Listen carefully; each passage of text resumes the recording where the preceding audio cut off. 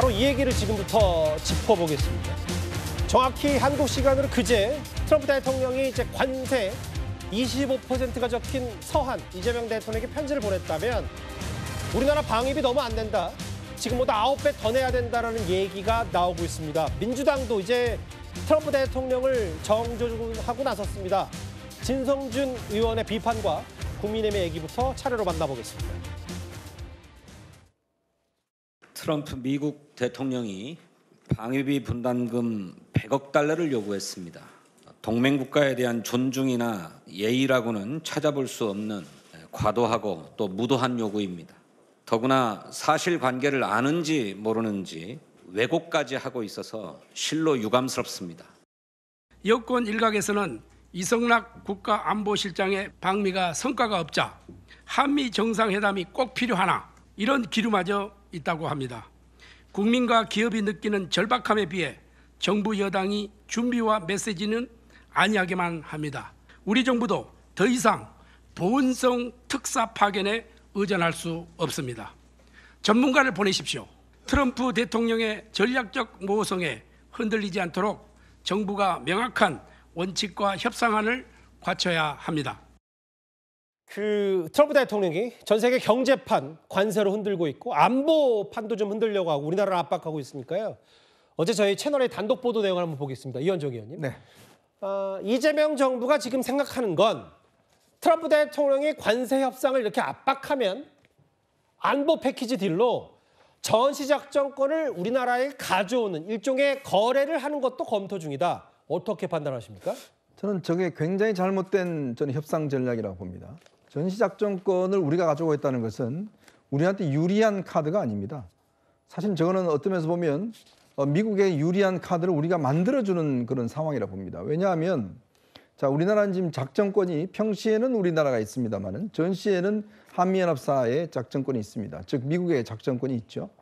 그런 이유는 뭐냐 하면 이 전시작전권 문제가 계속 우리가 소환이 있었지만 북한은 일단 핵을 가지고 있지 않습니까? 그리고 또 미국이라는 나라가 어떤 같은 이 공격을 받기 때문에 우리는 일단 미국과 함께 싸우는 거거든요. 그렇기 때문에 이제 예전 노무현 대통령 때부터 전작권의 반환에 있었습니다만은 이게 이루어지지 않는 이유는 결국은 이게 현재 가지고 함께 하는 게 유용하기 때문에 그렇습니다. 더군다나 북핵이 문제가 고도화된 이 상황에서는 전시작전권 자체를 우리가 미국과 함께 갖고 있다는 거는 해구산을 함께 갖고 있다는 거 비슷한 측면이 있는 거예요. 근데 지금 이성락 지금 안보실장에 가서 이거를 지금 우리가 가져오겠다 빨리. 왜냐하면 이게 이재명 대통령의 공약입니다. 근데 그렇게 되면요 미국은 오케이 할 겁니다.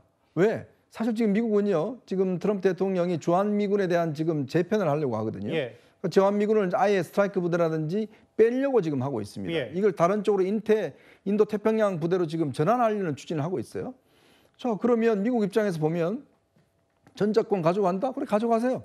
라고 지금 이야기를 해버리면 우리는 이게 협상 카드가 아닌 겁니다. 오히려 우리는 전작권을 사실상에 우리가 더 미국과 함께 가지고 있는 상황들 그래야지만이 북한 핵에 대해서 우리가 대응할 수 있는 상황이 되는데 우리가 핵이 있습니까? 뭐가 있습니까? 우리가 국방비가 많다고 이재명 대통령이 자꾸 이야기를 하는데 다 소용없습니다. 핵의 앞에서는 아무 소용이 없어요. 근데 우리가 뭐가 있습니까? 그러면 미국으로부터 뭔가 핵 잠수함이라든지 핵에 대한 어떤 이 대응할 수 있는 시스템을 만들어 오는 거.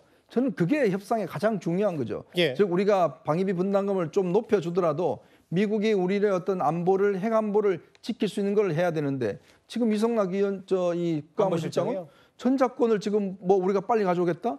저는 이거요 굉장히 미국 측에서는 좋은 카드로 자기들이 아마 인식할 겁니다. 이현정 의원 말씀이니까 바이든 대통령 때 바이든 정부였다면 그때는 세계 경찰을 미국이 자처했기 때문에 주일미군, 주한미군은 어쨌든 필요하다. 그러니까 그 카드가 거래 대상이 그때도 어렵지만 조금이라도 될 수 있었는데 지금은 뭐 트럼프 대통령 주한미군 빼고 싶어서 안 달라는 사람한테 그러면 우리가 방위비를 좀 할 테니까 전작권 그걸 우리가 봐주겠다라는 게 전혀 거래 대상이 아니다. 그렇죠. 왜냐하면 지금 미국은 트럼프 대통령은 예전하고 달라요.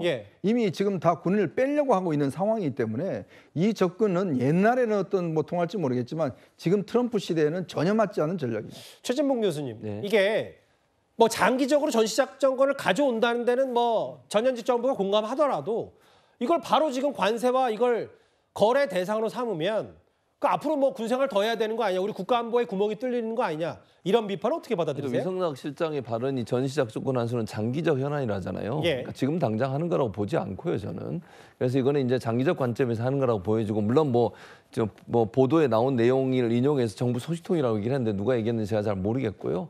그래서 정시작전 문제는 우리가 가져오는 거를 추진하는 건 맞다고 생각해요, 저는. 왜냐하면 우리 운명 우리가 정하는 거니까요. 그리고 미국은 우리와 안보 협력이 돼 있기 때문에 두 나라가 어느 나라가 침공을 당하면 자동으로 개입하게 돼 있어요. 군사력이. 그렇기 때문에 우리든 뭐 우리가 만약 침략하면 북한이 우리를 도발하면 미국은 자동으로 들어오는 거고, 저는 이제 아마 이재명 정부에서는 미군이 우리나라에 주도하는 것이 우리의 이익만을 위해서 존재하는 건 아니잖아요. 분명히 미국의 이익에도 부합하는 부분이 많다고 생각해요. 예. 중국 관련해도 그렇고 환태평양 지역에서 우리가 갖고 있는 지정학교 위치도 그렇고요. 이런 부분을 잘 설득해야 한다고 저는 생각해요. 그래서 전작권 한수를 지금 당장 이번에 딜을 해가지고 이거 우리가 가져오고 뭐 예를 들어서 방위비를 좀 깎아달라 이렇게 얘기할 사안은 저는 아니라고 보고 그렇게 하고 있지 않다고 저는 생각합니다. 예. 기본적으로 장기적 관점에서 전작권 한수가 필요하다는 분은 저는 공감하고 그렇게 대한다고 주장하는 사람이지만, 이번 협상 딜에서 그게 가장 중요한 이슈가 돼서 그걸 딜로 해서 방위비 분담을 좀 줄여보는 그런 전략보다는 미군이 우리나라에 주도하는 것이 미국에 얼마나 이익이 되고 도움이 되는지 하는 부분, 이런 부분들을 좀 더 적극적으로 설득하는 과정을 거치지 않을 그렇게 전망을 합니다. 근데 실제로 이런 경우까지, 이런 말까지 나와서 정영진 변호사님, 네네. 관세 25% 올리겠다, 25%에서 빨리 우리 합의하자, 방위비도 한 13조 14조 한국이 내야 된다, 미국에. 또 하나, 트럼프 측의 군사 전문가 얘기는 지금 28,000명인데 반 이상 줄여서 10,000명만 남겨야 된다, 한국이 스스로 방어해야 된다, 이런 얘기를 했어요. 그럼 전작권 진짜 거래가 안 되는 건데 어떻게 들으셨어요?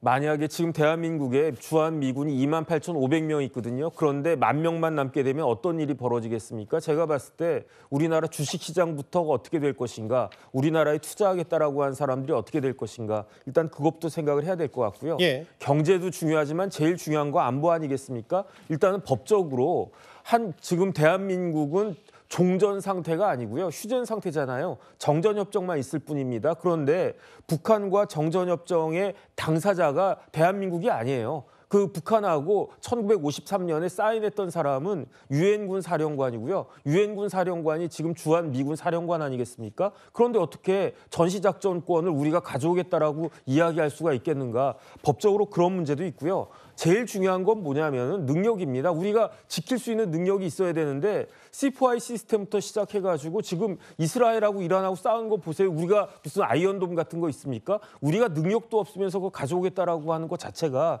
굉장히 어떻게 보면은 조금 뭐라 그럴까, 그런 식의 그 허풍일 수도 있겠다. 저는 그런 생각이 들고요. 굉장히 우려가 된다, 이런 생각 듭니다. 전시작전권과 주한미군 감축 얘기까지, 이걸 지금 그 관세와 이 방위비까지 트럼프 대통령이 연계하는 전략을 쓰면서 우리나라도 이제 방위비 전략에 대해서 트럼프 대통령을 비판하지 않을 수밖에 없는 상황인데, 이건 좀 더 냉정하게 전략을 잘 짜야 되겠죠. 최근에 트럼프 대통령 얘기 중에 그 상대에게 좀 매너가 없는, 뭐 예의에 좀 벗어난 행동들을 많이 한다라는 얘기가 많았었는데, 지금부터 만나볼 이 화면도 크게 다르지 않습니다. We believe in your policy of making America great again. Well, thank you. It's such good English, such beautiful. Where did you learn to speak so beautifully? Where were you educated? Where? Yes, sir. In Liberia. Yes, sir. Well, that's very interesting. I have people at this table can't speak nearly as well. Very And good, they, sir.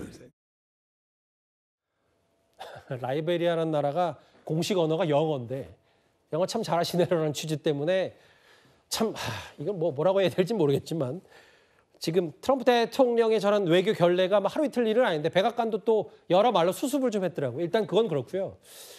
지금 어쨌든 장윤 변호사님, 네. 그 아프리카 5개국 정상도 저런 결례 논란과는 관계없이 노벨 평화상 자격 충분하다고 하고 있고, 네타냐후 총리도 마찬가지고, 지금 트럼프 대통령의 압박은 현실인데 우리의 지금 대비가 잘 돼 있는지에 대한 부분, 이런 것들이 지금 최대 고민거리예요. 그러니까 이게 단지 우리나라만의 문제가 아니라 이를테면 이웃 국가 일본 같은 경우에도 협상을 7차례나 진행하고 이시바 총리가 상당히 공을 들여서 미일 정상회담이 성사되기도 했는데 미국으로부터 돌아온 건 사실상 버르장머리 없다라는 태다상 외교상 결례인 언사였습니다. 예. 더더군다나 일본은 애초에 4월 달엔 24%의 관세를 통보받았지만 1%가 더 올랐어요. 이 부분과 관련해서 사실상 예측에 불과한 전 세계 지도자인 트럼프를 어떻게 상대할 것인가. 그러니까 EU 같은 경우에도 제2안으로서 이건 관세 협상이 결렬될 경우도 우리는 대비해야 된다. 인도 같은 경우도 오히려 우리도 보복 관세를 해야겠다. 각국마다 다른 전략을 세우는 거 아니겠습니까? 그러면서도 강원 전략으로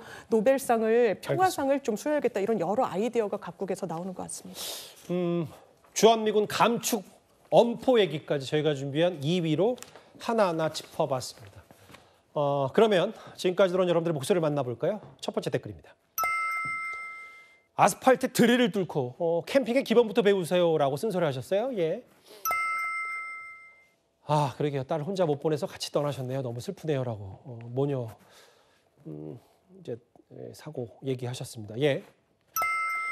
교육부 장관이 논문 표절이로 학생들에게 뭘 가르쳐요라고 따끔하게 한마디 하셨고요.